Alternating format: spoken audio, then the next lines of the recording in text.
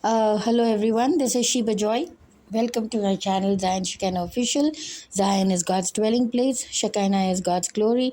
Today we're going to look into Psalm 121 and it has verses 8 and I'm going to read it from NIV version. I lift up my eyes to the mountains. Where does my help come from? My help comes from the Lord, the maker of heaven and earth. He will not let your foot slip. He who watches over you will not slumber. Indeed, he who watches over Israel will neither slumber nor sleep. The Lord watches over you. The Lord is your shade at your right hand.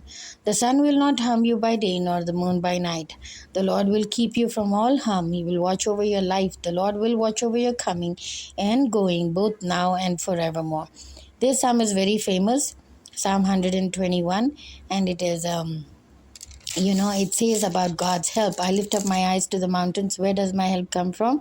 My help comes from the Lord, the maker of heaven and earth. See, we look up to the mountains. The mountains here meaning people. Mountains here meaning, kings, chariots, horses. Mountains here meaning, people who are in power, people who are in, have like, uh, have anything that we seek to get help from. Of course the help is going to come from people, but those people will be not from our side but from God's side.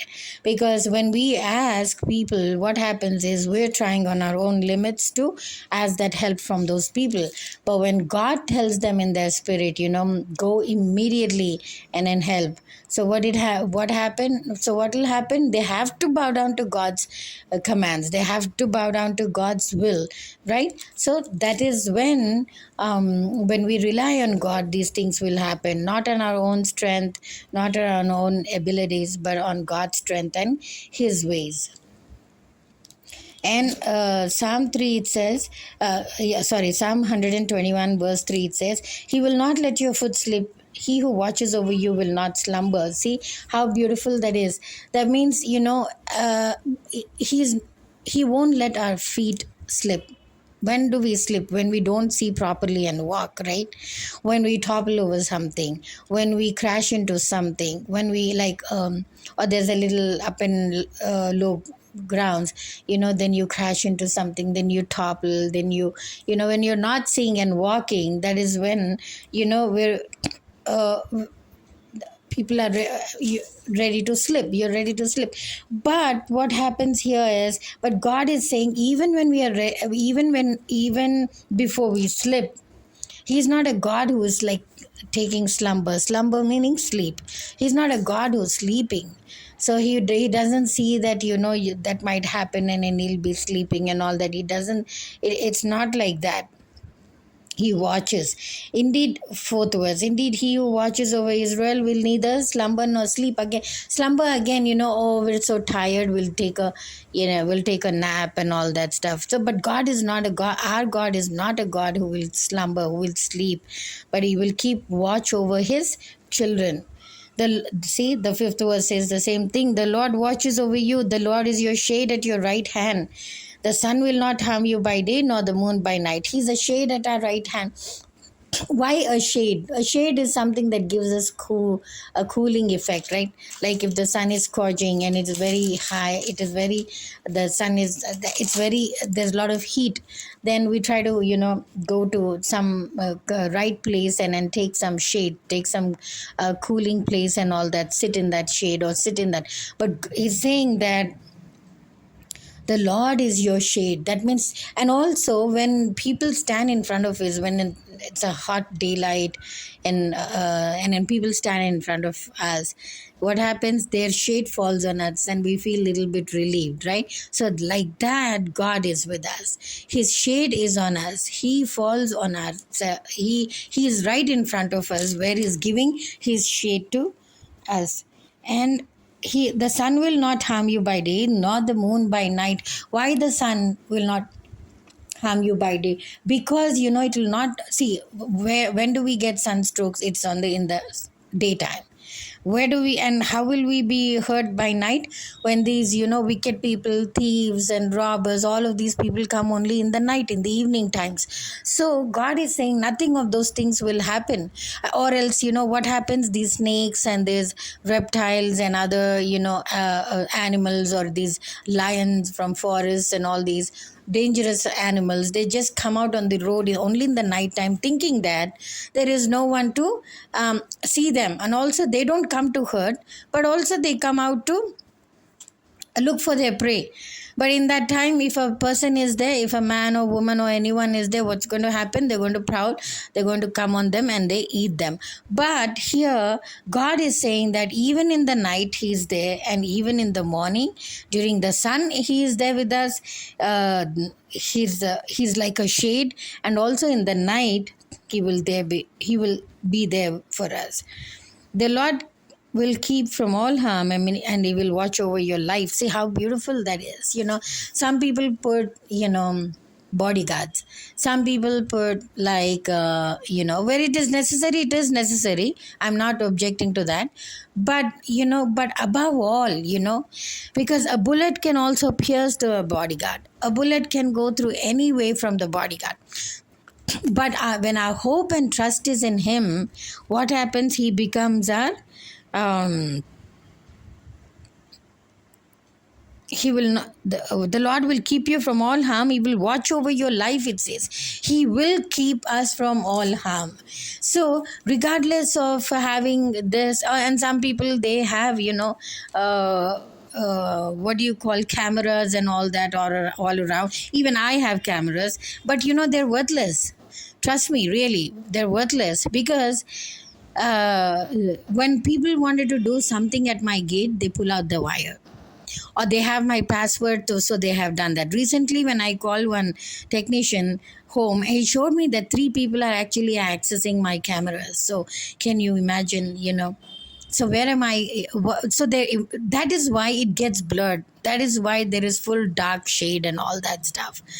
So I'm going to put that, on this, for you to understand what I'm talking about. So they operate from 3 different places. So, this guy was like, this is a very bad thing, you have to give it in police. But how many times, should I give in police? How many times? Because the police are bribed, and I don't want to bribe them. I don't want to give them even 1 rupee, because I am not at their level. I don't take man's help. I need God's help. And and for God to intervene, my whole trust and my whole faith has to come on Him, so that He will do what He promised He will do. And He has done. He has done. I can testify to so many things. So many things. Because, not, I'm,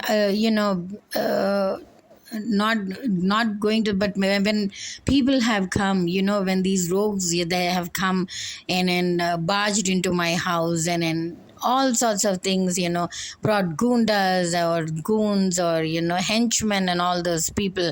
Who was there? God was there. Of course they created a lot of ruckus, but God was there. God was there, and it shamed them only, and it backfired them. Whatever lies they told, whatever things they have done, people saw that, and then they were shocked at their behavior.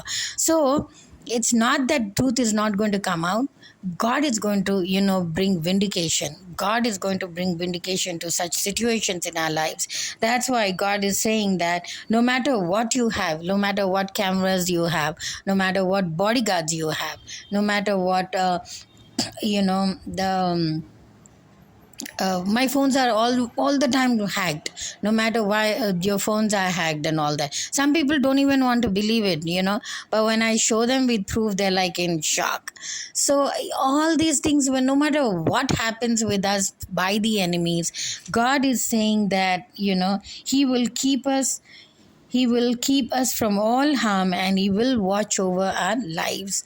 Isn't that, if God is watching over our lives, folks, is there anything too big? Are the cameras too big than Him? No. Are the bodyguards too big than Him? No. Or are the, these wicked people more than him? No, no, no.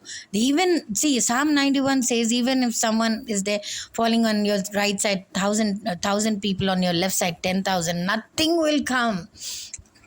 Nothing will come to us, he says. Why? Because he is a God of protection.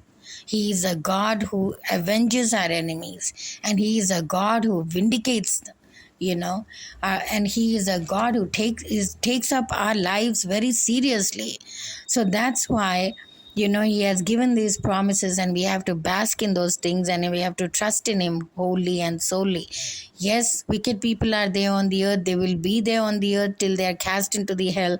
But till then, we also have God with us. And God is eternal. God is eternal. Their death, their destruction can be any day, any time, any second, any minute. But when God is our vindicator, when He is there for us, we have an eternal God. We should never be scared. We should never be feeling what do you call, troubled or anything like that.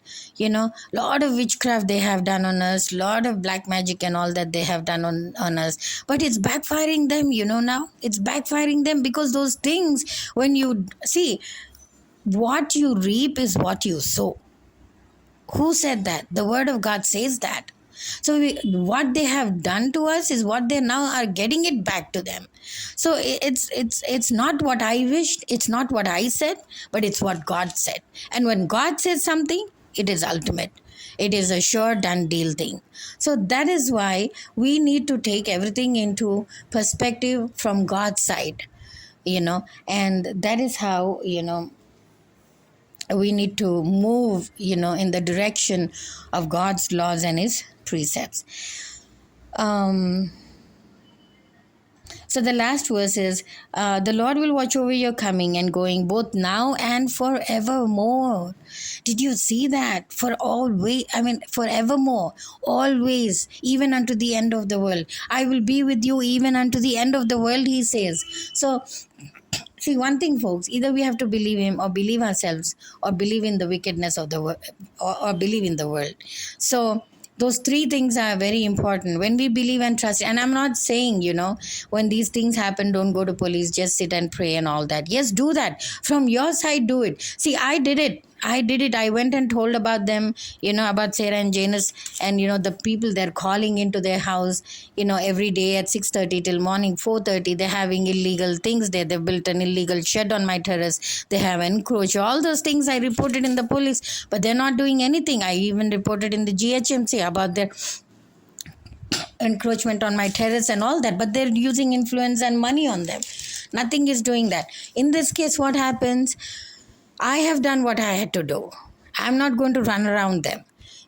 Every time I call them and ask them, what are you going to do? They say, why don't you come to office? Why will we go to office when we gave a complaint? Okay, fine. I went once, I went twice, I went thrice, but I'm not going to go again. Why? Because this time I told my God, and it's going to be a testimony, folks. That's why I'm telling it before. I told my God that, I have done what I had to do. Now you do what you have to do. It is enough, right? For years and years, I can't be suffering like that in the hands of the enemies. So I said, what I have to do, I did it.